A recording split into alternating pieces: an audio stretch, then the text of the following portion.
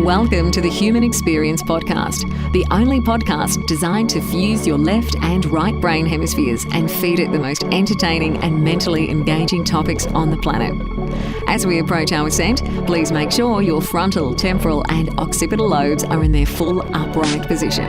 As you take your seat of consciousness, relax your senses and allow us to take you on a journey. We are the Intimate Strangers. Thank you for listening.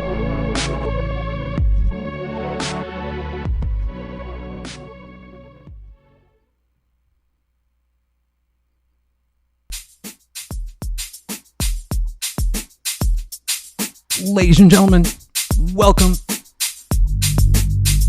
Thank you so much for your presence this evening. We've got an outstanding show planned for you guys. This is our first episode of 2020. The year is 2020. One more revolution around the sun. Yet another a new decade of human civilization. Incredible. We made it. Who would have ever thought we made it? But we are multicasting this evening on a variety of different platforms. So if you have not heard the show before right now, then you're in for a treat. If you want to join the community that we have set up, a bunch of people have asked me how to get to the community. Just go to allmylinks.com/thehumanxp, click at the top where it says community invite. That will let you onto the server. We are in the live discussion channel. We are going to be diving into the realm of the polymath tonight, unlocking hidden human potential. I mean, it's going to be phenomenal. So whether you're here with us live right now or if you're listening to the podcast version of this, thank you so much for your presence. It's sincerely appreciated. Either way, sit back, grab a drink, enjoy this conversation.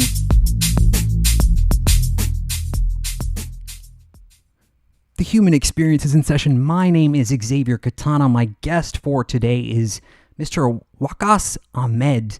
He is a world authority on multidisciplinary thinking. He is an author, scientist, and journalist. Waqas has degrees in the history of international relations and economics. He was appointed as chair of the Commonwealth's Global Citizenship Education Panel. Waqas is the founder of the Da Vinci Network, a global movement that wants to achieve the many-sided potentials of humans worldwide. He's the artistic director at the Khalili Collections, a diverse and important private art collection. His journalism work has seen him occupy the position of global correspondent at First Magazine, one that saw him gain exclusive access and interviews with various prime ministers and presidents all across the world. What a resume. Waqas is author of The Polymath, a book in which he looks at polymaths, people who have multi-dimensional minds, those that reject specialization in one area and pursue multiple objectives in different fields. He looks at the roles these people have played in history, and why this approach to life could be important to us in the future. Waqas's work has been featured in Forbes, the Financial Times, The Lancet. He was selected as Graham Hancock's featured author of the month. Wow, what an amazing resume, Waqas. It's such a pleasure. I'm so excited for this conversation. Welcome to HXP.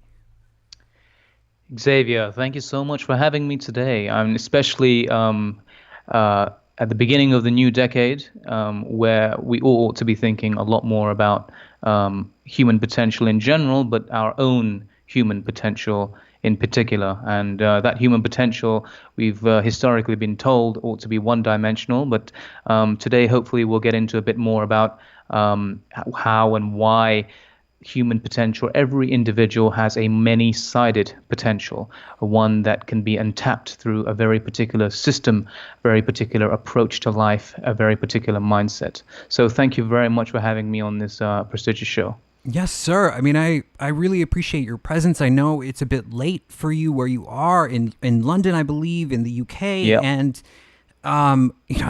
let's dig in. This is your first book, correct? Yeah, absolutely. It's my first book. It took about 5 years, 10,000 hours of research, and a lot of interviewing, a lot of traveling around the world. It didn't begin as a book. It began as a series of notes, actually, personal notes, a personal intellectual journey, which came as a result of a lot of hours, 35,000 feet up high, traveling the world through my work, some of which you've described earlier on in your kind introduction. But as a result of that, I started questioning a variety of things related to the individual, what our potential might be, what the role of the human is in the modern world, but also systems. Why are certain systems and institutions the way they currently are, and whether they ought to be that way. So that kind of intellectual exploration that everyone, I'm sure you and all of your listeners are going on or have been on. It's the same thing with me. It's just in my case, I wrote my notes down, wrote my thoughts down, and thankfully it came together ultimately in the form of a book and was published by Wiley earlier this year. Yeah, I mean, congratulations. And yes, that is the essence of everything that we do on this show is explore that untapped human potential. I think that is Yeah. kind of the tenet of everything we do here. So, I almost think I made a joke about this in the pre-conversation before we started, and I said, Yeah. are you a polymath? But what is a polymath? Well, a polymath is a concept and a word that's been thrown around rather loosely over the past decades and even centuries, and it means different things to different people. But in general, it's always meant somebody who has had a lot and diverse kinds of knowledge, and has often used that knowledge for some creative outcome. So it could mean an individual who's excelled in many different fields. It could mean an individual who's rather encyclopedic in their knowledge and doesn't just know a lot about one thing, but a lot about many things. The way I describe it, however, is through its core competency that every polymath has and ought to have. And that is through the competency of versatility, the ability to move seamlessly between different fields and disciplines. And the way that usually manifests is that individual, as a result, excelling at various seemingly unrelated fields. And I say seemingly because if you speak to a polymath, they will often see connections between those fields, and I'm sure we'll talk about that in due course. But to the onlooker, to the so-called specialist, or to the modern thinker who's trained to think about accomplishment in a one-dimensional way, that you ought to be a specialist at the expense of every other field. These fields might seem disparate or different, but to the polymath, they are very much connected. So yeah, that's the way I describe it: is a versatile, an exceptionally versatile individual who, as a result, excels in multiple seemingly unrelated fields. Okay. I mean, the cover of the book, which people can see now, it features Da Vinci, and Da Vinci seems to be the core sort of tenet of what you sort of surround your research by. You founded the Da Vinci Network, so why Da Vinci? Well, Da Vinci is the given what I've explained by way of definition of a polymath just now. Leonardo da Vinci is the archetype of the polymath, at least in the Western mind, and because we know, so we're taught since school in most, at least European and American educational establishments, that Leonardo da Vinci was not only an exceptional visual artist, painter, but he was also an exceptional engineer who would invent various things. He was a mechanical engineer. He was an architect to some extent. He was a scientist and anatomist to some extent. But there are many other sides to Leonardo da Vinci that, if you the deeper you go into the man, he's one of the few men or humans in history, I think, that actually are very much live up to the hype that they're given at conventional schools and universities, because he made significant contributions. He didn't just explore for the sake of exploring, but at least from the benefit of hindsight, now we know that many of his explorations were groundbreaking. And whether or not they came to fruition during his lifetime is another matter. But we know that his thinking was beyond anything else during his lifetime, at least.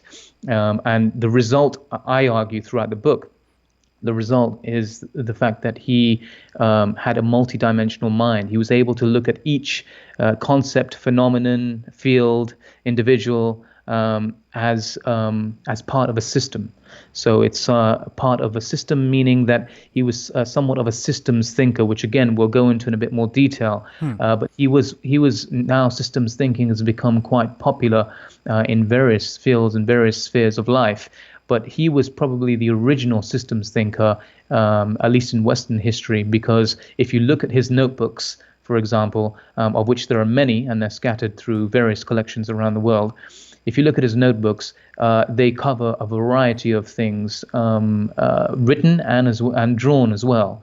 And those things range from botanical studies to anatomical studies, to zoological studies, to mechanical engineering designs, to architectural designs, and so on and so forth. Many of these sketches did inform his paintings, of which there weren't many actually. But the fact is that when any individual today were to look at this vast corpus of work in its entirety, they would look at it and they would see a seemingly sporadic approach to exploration, where on one page, for instance, he will talk about, or he will either write about, or he will draw the motion of waves and the movement of water, and he would explore that. And you'd look at things like thermodynamics on the next page, and then you'd look at actually how hair falls on a woman as opposed to a man on the next page, and so on and so forth. So one thing, if you look at it from a systemic approach, one thing or one phenomenon often draws him to the attention of another, and so on and so forth. So he actually thought in a very systematic manner as opposed to a sporadic manner. This is why he's highly interesting study, as he's a highly interesting case study as a polymath, and which is why he inspired me from a very young age, because as growing up, at least in the UK education system, and I know it's very similar in the US, and indeed in many parts of the world, where you have a specialization system, where you start off rather broad and then you narrow in as you get older.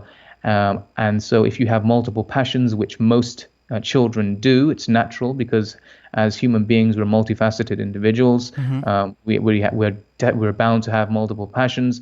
We then are taught or encouraged or even forced and compelled to narrow this down and to compromise our many interests and talents and ideas at the expense of ultimately one, which is what we're applying to university for, right? We apply for one degree. Right. And in the US, at least you have a liberal arts degree, which is rather broad. But here in the UK and in many other parts of the world, it's often a highly specialized degree. So you're supposed to know your specialized vocation when you're 16 or 17 years old, which is rather absurd. Right. So that is the kind of educational background I came from. So when I saw historical figures like Leonardo da Vinci excelling in so many other fields, in addition to the artwork that we know him for, that I found that highly inspiring. And ever since then, it's the concept of the polymath has been rather intriguing for me. So now when you look at the book, over these 5 years, I've explored examples of such individuals, male and female, from different parts of the world, as well as from different periods in human history. And I realized that actually there are many Leonardos scattered around history, scattered around the world. The deeper you look, the more you find them. And Leonardo is definitely still up there as one of the greats. But as you may have seen with the book, there are many, many other examples. Yeah, it's amazing. I mean, I I've never told anyone this, but I think about Leonardo da Vinci quite a lot. It's really random and it's weird, I guess, but I think about the way he connected to the discoveries that he made, and I think about his relationship to our society today and how he would probably in clinical regards be diagnosed as ADHD and prescribed some medication, and we would be erased from humans. And so you touched on my next question. How common is this? How spread out are there polymaths in the world that don't really realize that they're polymaths, and they're because of the mainstream and because of the way our system is set up, that we're forced into, you must study this, you must pick this as a career, you must do this, and maybe they're misdiagnosed. Yep. And my premise of the book actually is that everyone originally was, and therefore has the potential to be, a polymath. So what I mean by that is that, as I mentioned earlier on, originally everybody is a multifaceted human being. We all have different dimensions to us, whether neurologically, biologically, psychologically, emotionally. We have an intellectual side, a physical side, a spiritual side, and all the rest. So how then? So if we're brought into this world and we're on this adventure, which is called life, why then should we constrain ourselves for the majority of our lives doing one particular highly specialized thing at the expense of everything else that there is to discover? And I'm sure you relate to this, given how the diversity of interviewees you've had on your program. Look at the world that's out there. Look at the ideas that there are to explore, to develop further, to assimilate in one's own life. That's just in terms of ideas. Look at places there are, look at the cultures there are, look at the languages there are, and so on and so forth. So when you've got this individual that's inherently multifaceted, entering into a world that is inherently diverse, then enforcing specialization, and especially lifelong specialization on that individual, is not only counterintuitive, but it's also counterproductive for the individual and for society. And so that said, there are polymaths, there are individuals that stay true to that primordial self, and continue on that multidimensional journey, even if it's going against the grain that is the modern education system and the modern workplace. And I've been trying to dig them out through my research, and it's been difficult because actually there are many latent polymaths who kind of live this life or have this approach, but are often not afraid but reluctant to kind of wear that on their sleeve, so to speak, because it's not seen favorably by many people, right? So you have let's just say you had a job as, I don't know, a banker or a taxi driver, or as a janitor, or whatever it might be, whatever your job might be. Right. And that job then actually serves to ultimately define you as an individual. It's an unfortunate reality of human social affairs. Once you go through that system of kind of finding your place, your profession becomes your identity. And then you psychologically, it seems that you ought not to play with that identity. You ought to roll with it, so to speak. And so when you try something different, or you do something, or you engage in a different project, or change your line of work, that is often seen reluctantly, skeptically, sometimes cynically by your peers, by those around you, because they're not used to doing that. It's not the norm for them. So when they look at you doing that, they'll look sometimes deridingly at you for kind of spreading yourself too thin, or doing something you don't know much about, and so on. So this kind of exploration of another field, or of multiple fields, is not something that is encouraged. So with that in mind, going back to your question, when individuals attend my talks or have read my book, I've had a lot of people get in touch with me and say, or come and speak to me after a talk and say, hey, man, thank you so much. Finally, I can come out. And I say, okay, coming out, really? And they say, yeah, I mean, we never knew what we were. We always lived this kind of life, or had this approach, or had this desire to live life in a particular way. We were always inclined a particular way, but we've never had the validation. We've always had been met with cynicism or skepticism. And so for me, I'm glad to have, after having written a book and spoken at various places, I'm glad that actually people are coming forward and saying, you know what, this is not only something to be, something to keep on the side just to fulfill your own personal fancy. No, this is something that actually has a tremendous value to society. And so we ought to wear this proudly. And so that's the reason that one of the main thesis of the book, actually, you may have noticed that actually about a third of the book focuses on history. And the reason that's the case is that it is to show, and giving various examples from different points in history and different cultures, is to show that actually polymaths have been the most influential individuals in human history. That's my next question. I apologize to pause you. I mean, you're like a segue artist as well, So, okay. So let's talk about that. Let's talk about Homo sapiens and history, because this is, as you said, this is a big part of the book and what you cover. And you talk about how polymaths were quite essential in regards to the survival of the human species, and I find this absolutely fascinating. So please continue.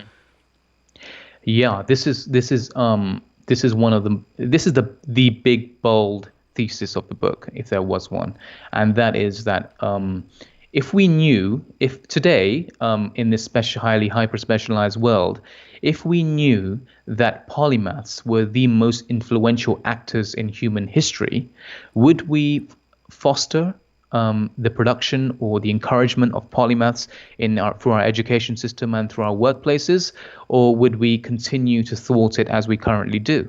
Right? So this is why it's very important to understand that throughout human history, those that we would now call polymaths have had the greatest influence in different spheres of life. So let's take, for example, in the sciences. So in the history of science, or even in the history of philosophy, if you look at the main thinkers that you would conventionally regard as those that have made major contributions, that have transformed our understanding of that particular science, or of science and philosophy in general, if you dig deeper into their lives, you will realize that they had tremendously diverse backgrounds, intellectually, professionally, culturally, and so on.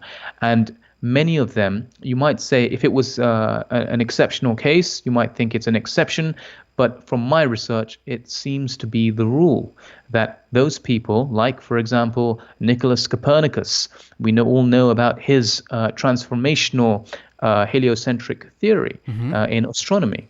Now, if we are to look at it from the perspective of a 21st century scientific or academic perspective, then we would assume that Copernicus would have spent a tremendous amount of time in the lab, focusing on mathematics, perhaps physics, astrophysics, or cosmology, and would have focused on that for the majority of his life before ultimately coming to his big grand breakthrough. The reality is almost the exact opposite. The reality is that he actually had an incredibly diverse background prior to making that breakthrough in astronomy. Many people don't know this, but he had a background in economics. He was also an artist. He had a background in the law as well. He had a background in poetry as well, and actually a variety of other things before he went on to focus his efforts on understanding cosmology and therefore making his grand breakthrough. That's just one example, but there are many, many others. And actually going it's a good idea to lead on from that is a more recent study done. I say recent, but it was kind of a study done of Nobel Prize-winning scientists. Okay. That was done over the past, covering the past century of the 20th century, and looking at this assumption as to whether Nobel Prize-winning scientists, those whom we would assume to be ultra specialists in their field and assumed to be eating, sleeping, drinking their micro specialism, were actually the opposite. The vast majority of them, in fact, I think nearly all of them, are known to have at least one unrelated hobby. A variety of them. Most of them had that hobby in the arts as opposed to the sciences. Some of them had those hobbies or avocations in the humanities. The majority of them were much more likely to. So, for example, they were 25 times as likely as the average scientist to sing, dance, or act, 17 times as likely to be a visual artist, 12 times more likely to write poetry and literature, 8 times more likely to do woodworking or some other craft, 4 times more likely to be a musician, and twice as likely to be a photographer. So Wow. imagine that it completely throws the assumptions on their head that specialists, those that we consider to be specialists, the most influential scientists in human history, or at least in recent human history, are actually more polymathic than ultra specialists. So it's these examples that I find fascinating, and this is just within the sciences. If you look in the history of leadership, for example, whether the leadership be in business or in politics, we'll look at some of the great leaders, or at least those. I mean, great is a rather subjective thing, isn't it? But at least those that are considered in conventional terms to be great leaders in the likes of business or politics. I mean, Winston Churchill is universally acclaimed, at least here. I shouldn't say universally acclaimed, but widely acclaimed here, at least in the UK and also worldwide, to be one of the great leaders of the 20th century. He actually started off as a journalist, as a soldier, and then went on to be a historian. And then when he was even when he became Prime Minister of the United Kingdom, he had a hobby of watercolor painting, and became highly accomplished. And actually, a lot of critics really lauded his work as a painter.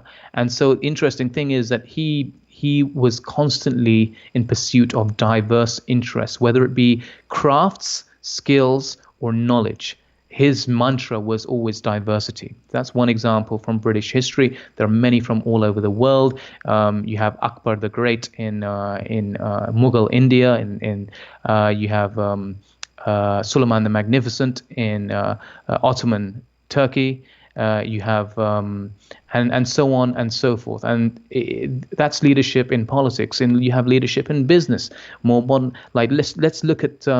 And I think this would be of great interest, especially to the demographic of listeners here today, is actually if you look at leadership in business today, and you look at some of the greatest entrepreneurs and business leaders that we all are inspired by, or that many, at least those in the world of business, are inspired by, the most accomplished, i.e. those at the top, those that are moving and shaking, the likes of the Bransons or the Elon Musks or previously Steve Jobs and so on.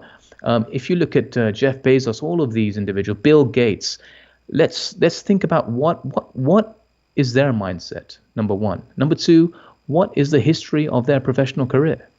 If we look at these two things, what we will find with all of the examples I've given and beyond is we'll find that many of these actually had diversity as their approach, because they realized that diversity was the optimal path to creativity. And so they, I mean, like, for example, Bill Bill Gates now, he always had very diverse interests, but now his reading club, as you know, his book club is very, very popular. He likes to read far and wide. He always promotes the need for lifelong learning at all times. Richard Branson, very diverse, not only his business interests, I think he has about 200 business interests, which are incredibly diverse in different sectors, some of which he plays less of a role, some of which he plays more of a role. But he, as an individual, is also very a serial hobbyist. As we know, he's even broken records in golf and in air ballooning and so many other things.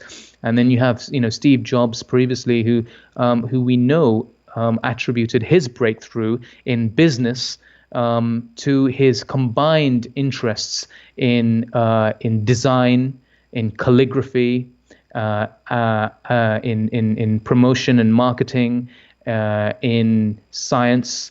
So he combined many of these different facets of his interests into creating a breakthrough. And there are many, many other examples. Elon Musk, we know he had his business interests, most of which been successful, have all been in markedly different fields.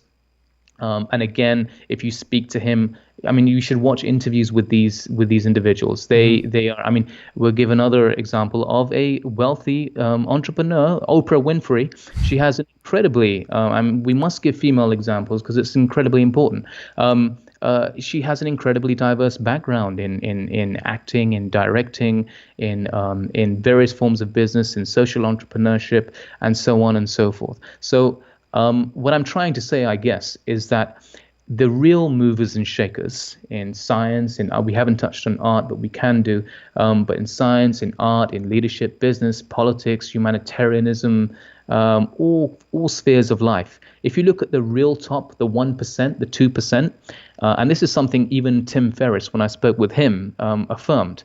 As you know, he's interviewed some of the leaders in all kinds of fields. Sure. And he affirms exactly the same thing, that actually if you look at the 1 or 2%, whatever field it might be, as we said, those 1 or 2% have incredibly diverse backgrounds, and they have a multidimensional approach to their so-called specialism, which is allowed for that breakthrough. So this is something that this is a thread that goes through the entire book. Wow. I'm feeding off of this. I love this so much because, I study these individuals. I've bought their biographies, and I want to sort of dissect, how they're doing what they're doing. I want to learn as much as I can from them. I connect with that. Sure. And, that old maxim that we hear or we heard growing up, at least in America, jack of all trades, master of none, stuff like that. It just sort of, it makes me uncomfortable, but there's someone that in your book that you mention, and I mean, I find the story incredibly intriguing. It's Imhotep, and apparently Imhotep was just a commoner, right? And he somehow gained the king's attention. How did this happen? That's right. I mean, Imhotep is a fantastic example to be sharing here on this platform because he is what you might regard as the earliest known polymath or earliest recorded polymath.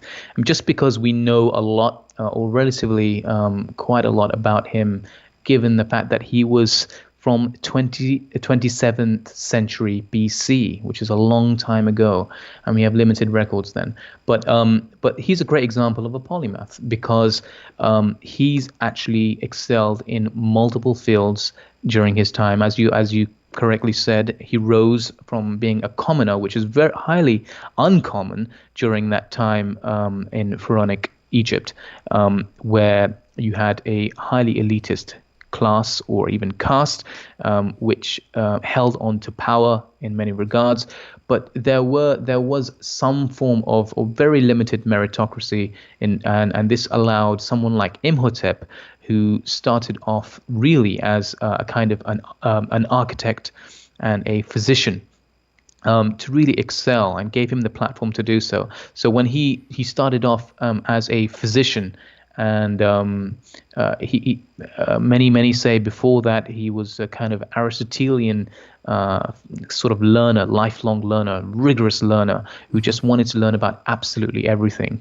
And he ultimately became a physician, a highly acclaimed and renowned physician at the time, caught the attention of King Joseph at the time.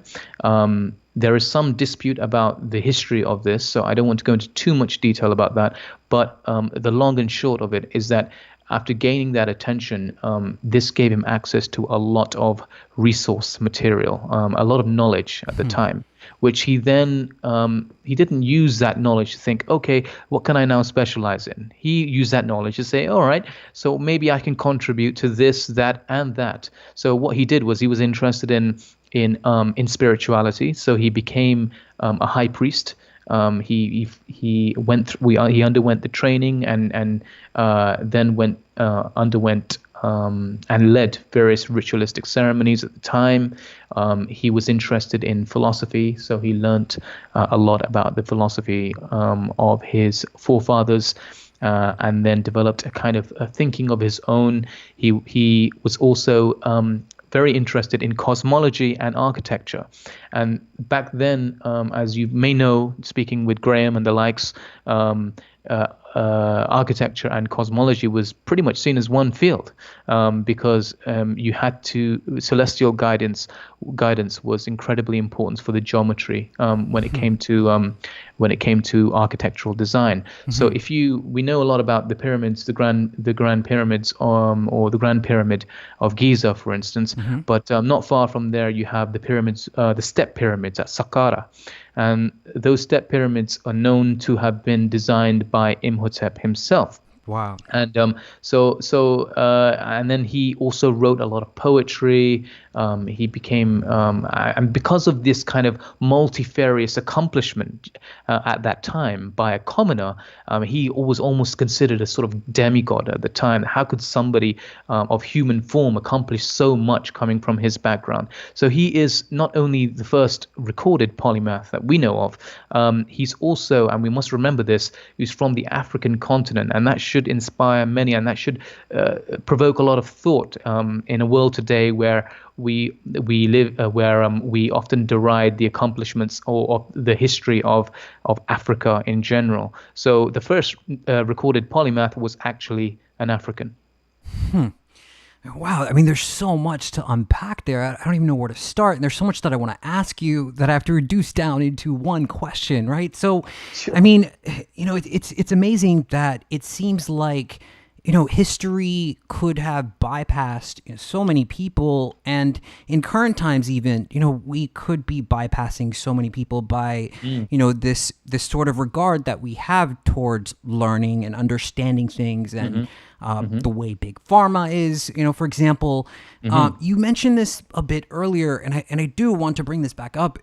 Do you see it as a genetic thing? I mean, is there, maybe a chromosome or something? I mean, do you see it split between men and women equally? How does that work? Good question. I think they're just like any other attribute, cognitive attribute, personality attribute, and ability.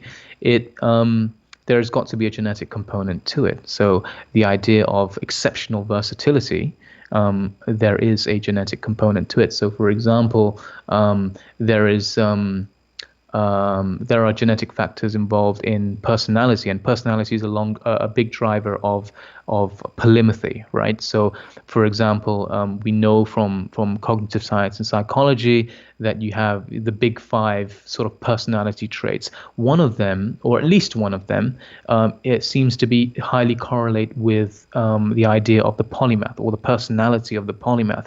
That one is openness.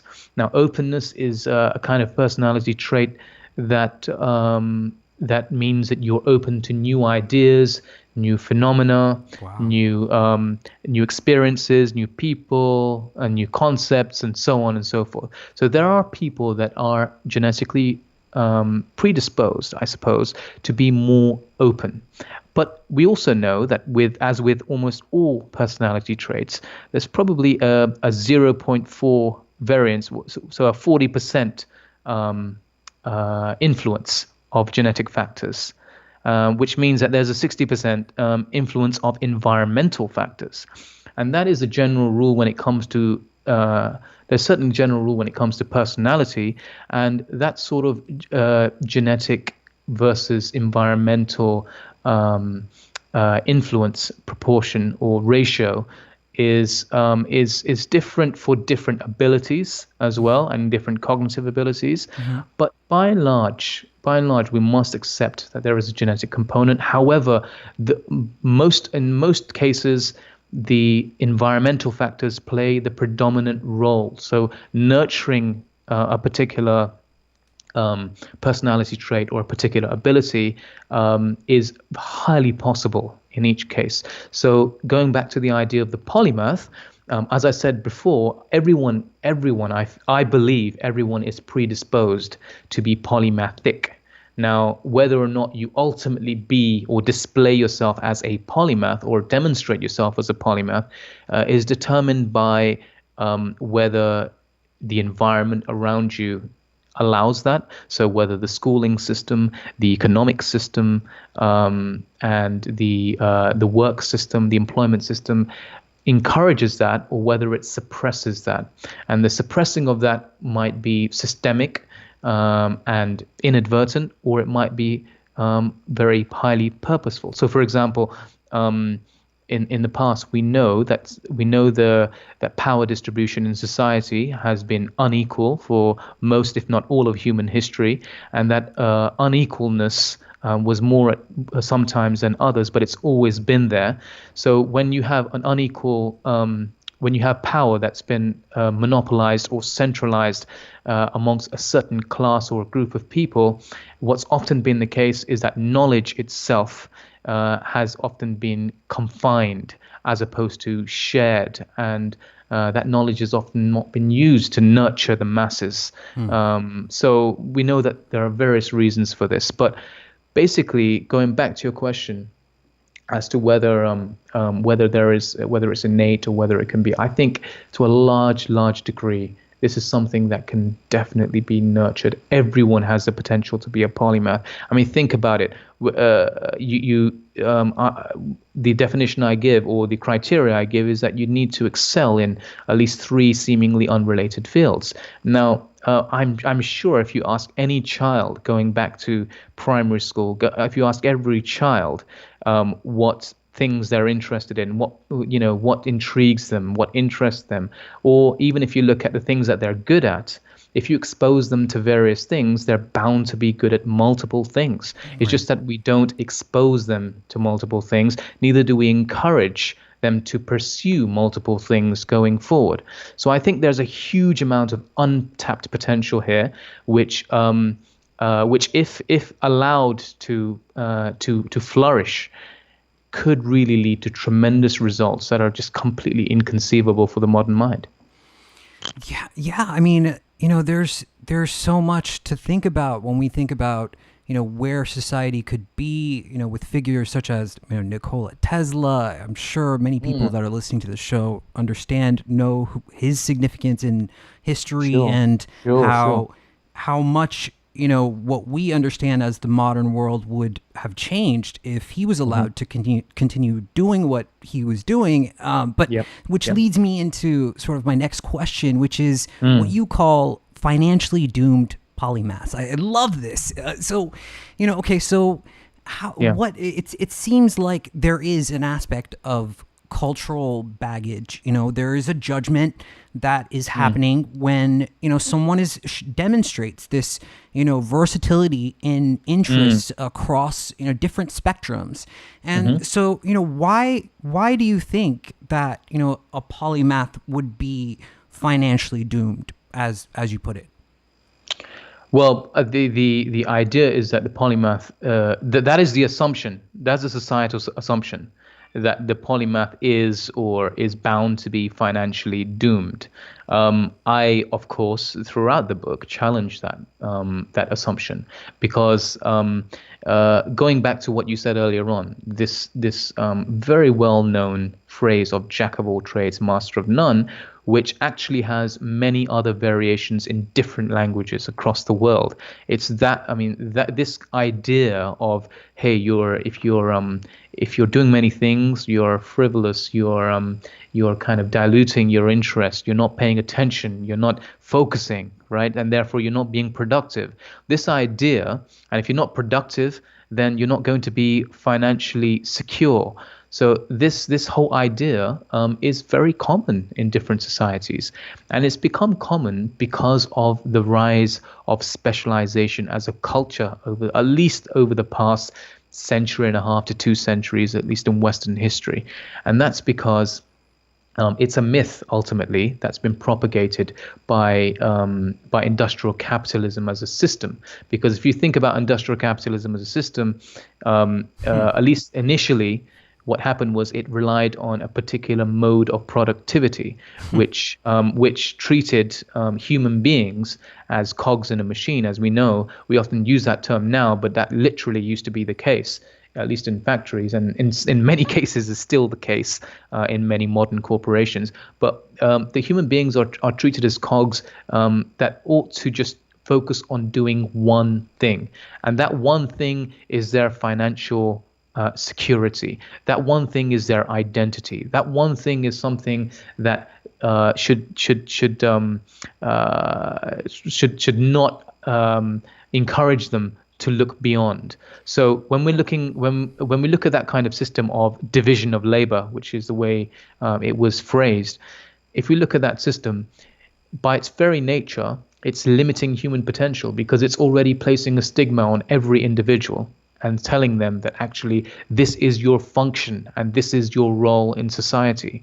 And once you're told that, and once you're gaining your financial income from it, the more you progress or the more you move forward in your career as time goes on, the more you've kept all your eggs in that one basket, and the more difficult it is for you to diversify and to break out of that box.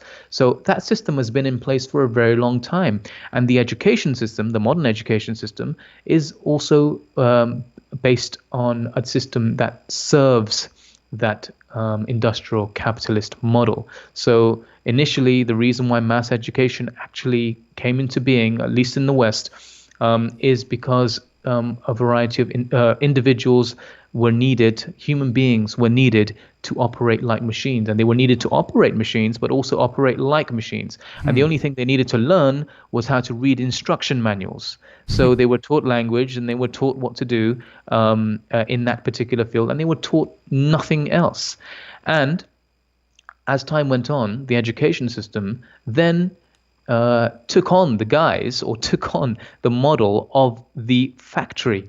So you have subjects or fields, as we today know them, maths, English, history, physics, and so on and so forth, art, and so on. They're all split from one another as if they are chunks of productive output, and they are split from one another and taught to students in isolation from one another. And when they're taught in isolation from one another, that student is not going to understand what the purpose of that nugget of information is to their lives, but more importantly, what is the importance of that nugget of knowledge to the next nugget of knowledge that seems completely unrelated to me. So what you have is you have children still going through that system of knowledge, disparate knowledge, thrown into different segments and chunks, and then thrown at them with no context, no perspective.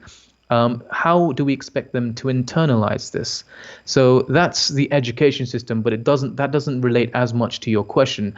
With your question, it's about financial security, right? Mm-hmm. So with financial security, we're, as a result of the education and the employment model, we are then sold this myth that, hey guys, stick in your lane, and otherwise you'll be a jack of all trades, master of none. Meanwhile, you have the most influential actors in society, the leader, the entrepreneurs that are running that factory, and the entrepreneurs that are running factories in multiple sectors, and business leaders that are contributing to many fields, and scientists that have understood that this is a myth and therefore diversified their interests.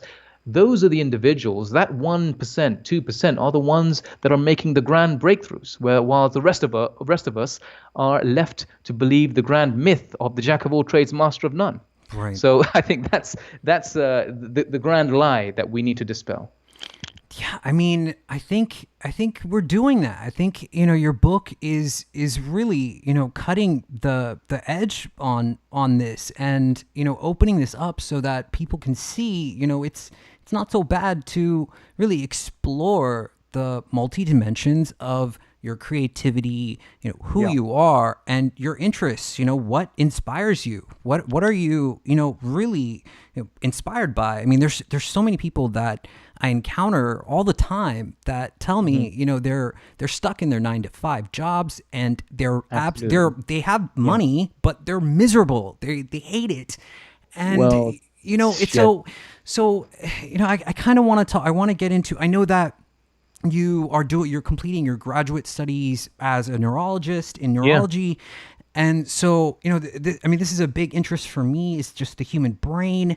So, something that I've been thinking about when encountering your work is, is it a left brain thing? Is it a right brain thing? Is there some sort of crosstalk happening? Are the left and right hemispheres working together? What's going on there in the brain of a polymath? That is a fantastic question, actually. Before I address that, and even related to that, actually, is just the point you mentioned just before, which was about how people are feeling unfulfilled, and that's an important point, because up until now we've talked about the importance of the polymath to society, that they're making the big contributions and able to do so because of their diverse backgrounds. But what we must also be very mindful of is the importance of being a polymath or pursuing polymathy to the individual. And that's highly important because it speaks to the idea of self-actualization. And self-actualization is something that people that you're speaking of when you say that these people are making money but they're not feeling fulfilled. It's because they haven't reached that self-actualization in the way that Maslow actually described, which many people forget actually. The way that it was originally described is that self-actualization is the point at which the individual pursues and is able to be all they can be, right? So not one particular thing, not one specialism. No, just because you made a fantastic contribution in the sciences or the arts or in film or in whatever it might be, no.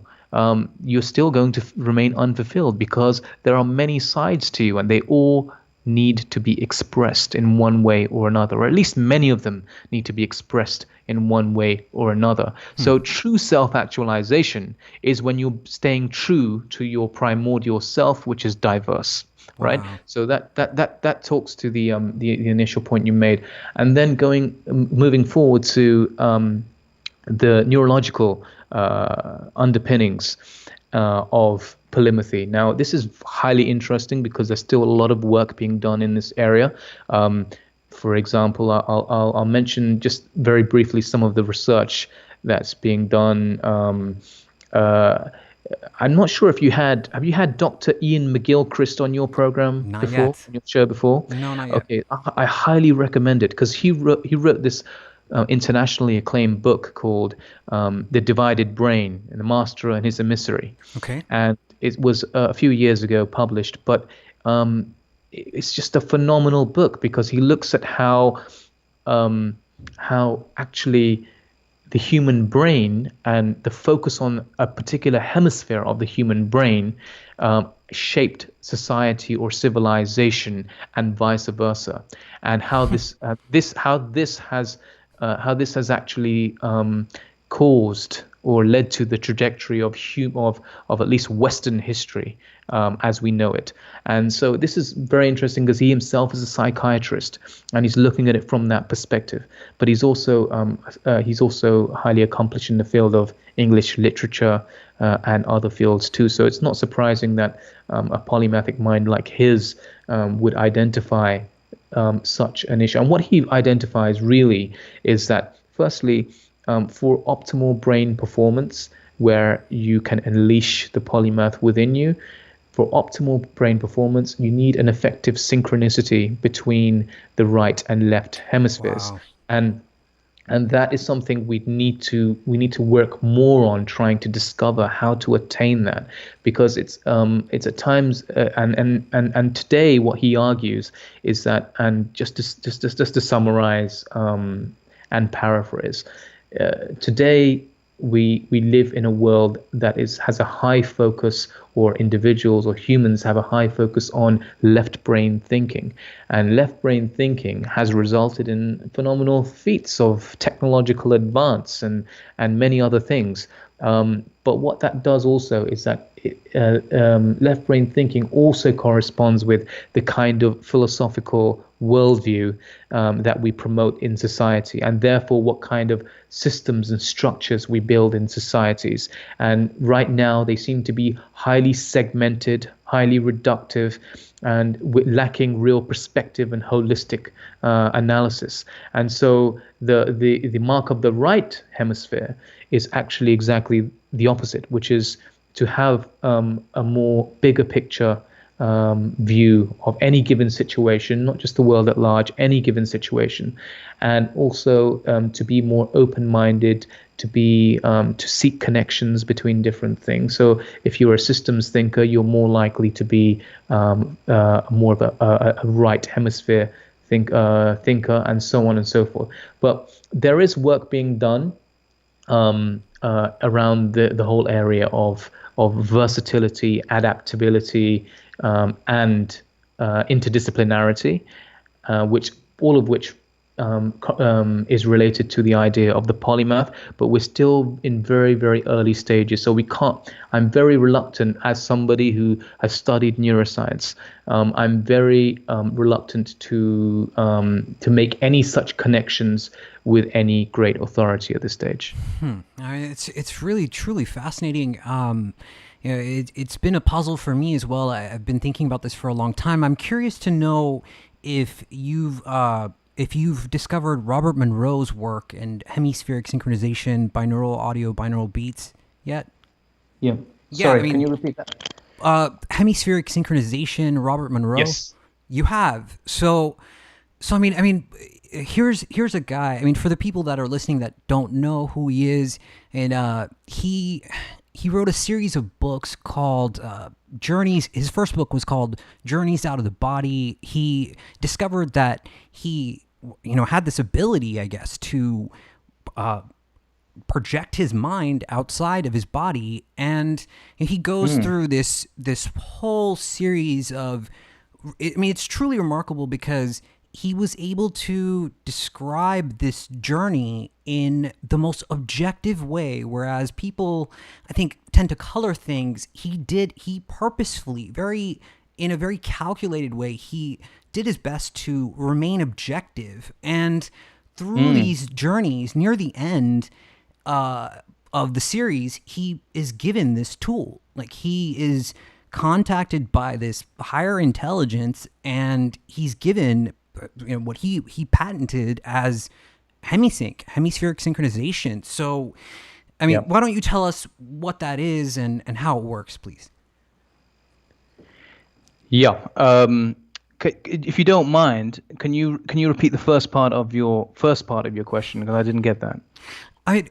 So Hemi-Sync is just this process of playing. Your brain is picking up on these tonal vibrations in the air that vibrate your eardrums, and it's pulling a frequency out of that. And it turns out if you play, a frequency in one ear, like 7 hertz in one ear, and and another frequency like 11 hertz, your brain will automatically take the average of those two numbers. And when it does that, the left and right brain hemispheres in your head start to communicate. They start to talk to each other. Yep. So, Yep.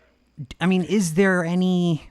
I mean, could we harness this tool? Could we somehow use this to engineer polymaths? Yes, and actually, many polymaths that are engaging in different fields. So, for example, if there is one person who's engaging in a scientific pursuit as well as an artistic pursuit simultaneously, they will actually be able to feel the synchronicity that results from these vibrations, or the different vibrations emitted through different experiences. And when that happens, it affects the conscious as well as the subconscious, and something ferments within the brain. And again, the neuroscience of creativity is something that's being explored a lot these days. We still are very, very in the infant stages of that journey. But one thing is for sure, that when you have diversity of input, and whether that input be of frequency that results from a particular activity or something else, a different mode of thinking, a different kind of hemispheric focus, whatever that might be, that diversity will inevitably create something new. When you have two separate ideas, phenomena, inputs, whatever, or factors, whatever they might be, when they converge, they synthesize to make something new. And that something new is an act of creativity. So we know that happens anyway. How we can engineer that, how we can manufacture that, is something that educational institutions, research organizations need to spend more time on. Wow. I mean, Waqas, we are absolutely crushing this, man. Everyone in the audience today is just loving this conversation, and same here, me too. So, I have to bring this up. Let's talk about drugs, because, psychedelics are experiencing this re-emergence. I mean, there's this, it seems like Silicon Valley is picking up on microdosing. This is more and more common, it seems like people are, harnessing the tool of that, and what happens in those states as a way to invent new things. I mean, as you know, Albert Crick, he visualized DNA, and it's talked about, it's theorized that he was microdosing or under the influence. I mean, Steve Jobs, so it goes on. So the list goes on, absolutely. So let's talk about that. I mean, what's your position on psychedelics and their impact on society and then also polymaths? Yeah, this question is inevitable when you talk about polymaths, because when you're talking about polymaths, you're talking about different modes of thinking, knowing, and being, right? When you take off your lab coat and then you pick up the guitar, you're entering a different mode of being, and it requires different cognitive skills. It requires a different emotional connection. It requires a different kind of thinking in general. The output itself is also very different. So with this in mind, we have to look at psychedelics as we all know. It's indisputable that you'd enter alternate modes of consciousness into different levels and in different ways, depending on what it is you're experiencing. But we know that actually an alternative mode of consciousness actually comes about, and that alternate mode is actually something that is either familiar or unfamiliar. It's something that's kind of something that's completely new, or something that's semi-new. We don't know. But the sheer fact, I think, without knowing or having too much experience of my own, what I will say is that the fact that there is a lot of scientific information available about the benefits attached, or at least the effects of psychedelic experience on the human mind and its altering impact, number one. And number two, the amount of anecdotal knowledge we have about certain individuals, some of whom you've named. There are many, many others that have attributed their creative breakthroughs in music, art, sciences, and so on to some form of psychedelic experience. The fact that so many of those anecdotes exist amongst the most creative people in the world, together with the emerging science of psychedelics, means that we must take this seriously when it comes to cognitive enhancement and cognitive exploration. We must take it seriously.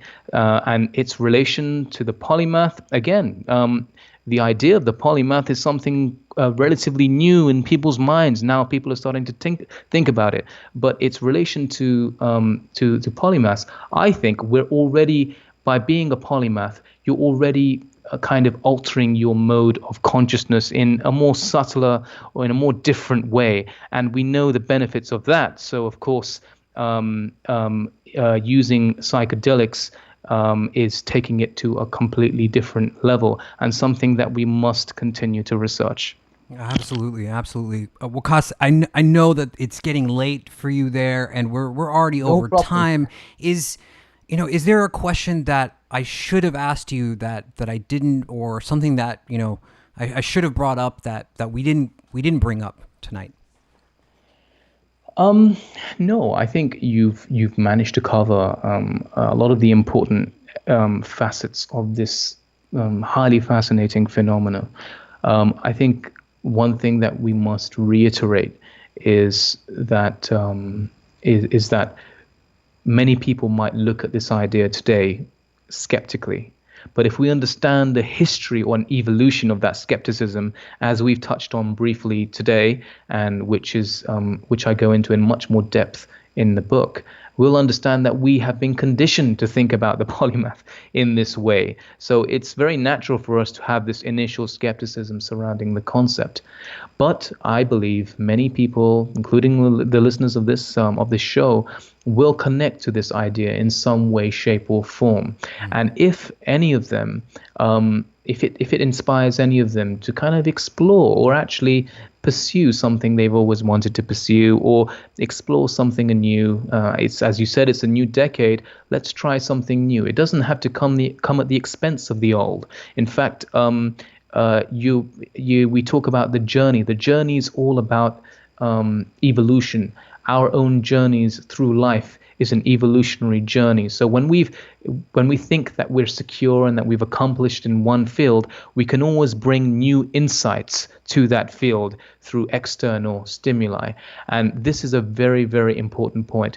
I conclude my book with a very important point, which is that actually the true specialist is indeed a polymath. The true specialist is indeed a polymath. And the reason for that is because now, in an age of automation, superintelligence, and all the many other futuristic scenarios that I'm sure you've covered through other episodes too, with this age looming, we cannot afford to try to confine ourselves and stay comfortable in one field and one job alone. We can't do that. This is not an effective survival strategy, because that job or that field will either be automated, computerized at some stage in the near future, after which you will have to reinvent yourself. So reinvention should be seen as an opportunity, but we ought to preempt that time and that scenario, and we should cultivate the competency of versatility and adaptability. And we should cultivate the personality trait that we all have within us, which is openness, so we can explore new things, or at least have the propensity and potential to explore new things as and when the time comes, so that when a new opportunity arises, we have some knowledge, we have some skill in it, or at least we have the enthusiasm and drive to acquire that knowledge and skill. And I think we're talking about Sapiens and Yuval Harari, who wrote the book *Sapiens*, and he also wrote, as you know, the *Homo Deus* and the 21 Lessons for the 21st Century. Now, this is interesting because when he's often asked in interviews, and you may have acknowledged this, when he's asked in interviews, what is the big core skill? What do we need to know? How do we need to equip ourselves from all your lessons that you learned from reading and writing about history in the future? His common answer is reinvention. Reinvention is the most important skill to nurture. It is the most inevitable thing that we need to undergo in the future. And that is directly correlated with the idea of the polymath, because whether you're doing things simultaneously that are in different fields, or whether you're having a serial career changes in different fields, that doesn't matter. The idea is that on that journey, you have diversity. That diversity can come at once or it can come in due course. It doesn't matter. But that is a mindset that allows you to be more open, to be more flexible, and to be more indispensable in the age of the machine.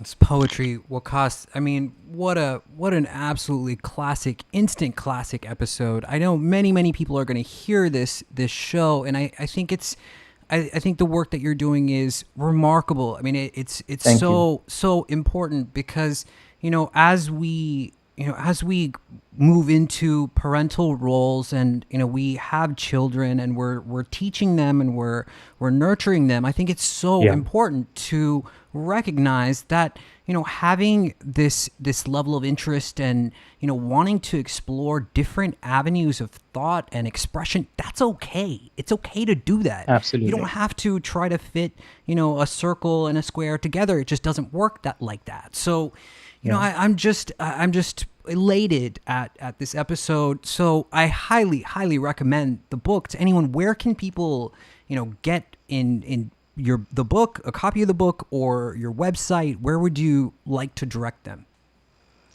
Yeah, so the website is the-polymath.com.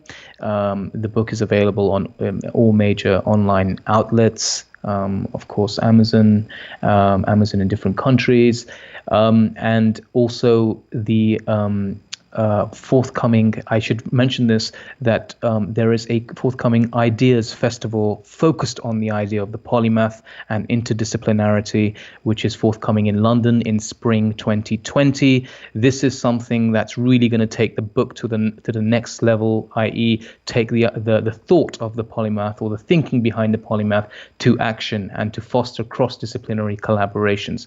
And more information on that will be available through social media, namely Twitter, The Polymath Book, and Twitter at the Da Vinci Network. Okay. What's the exact URL for the website that you have? It's www.the-polymath.com. Perfect. Guys, you heard it here. I mean, what an amazing episode. Absolutely remarkable.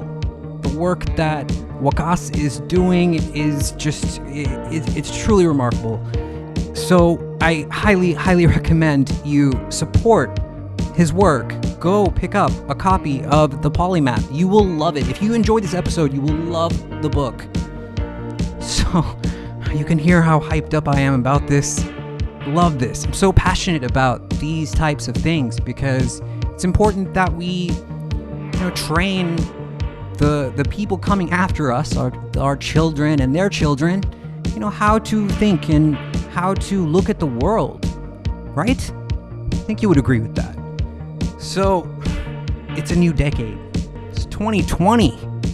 Welcome to it. Thank you guys so much for listening. If you enjoyed this show, leave us a review.